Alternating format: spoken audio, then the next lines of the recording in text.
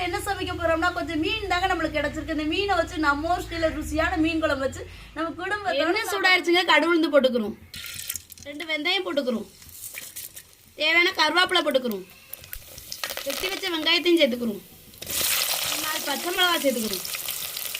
வெங்காயம் பச்சை மிளகாலாம் வதங்கி வந்துருச்சு. நம்ம வெட்டி வச்ச தக்காளியை சேர்த்துக்கிறோம்.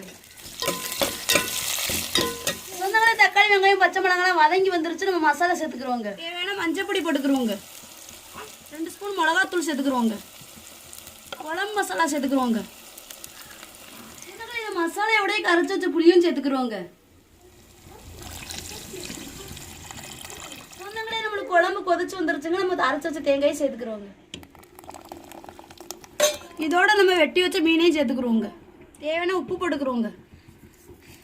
சொந்தங்களே மீன் குழம்பு ரெடி ஆயிடுச்சுங்க. இறக்கி வச்சு குடும்பத்தோட சாப்பிடலாங்க.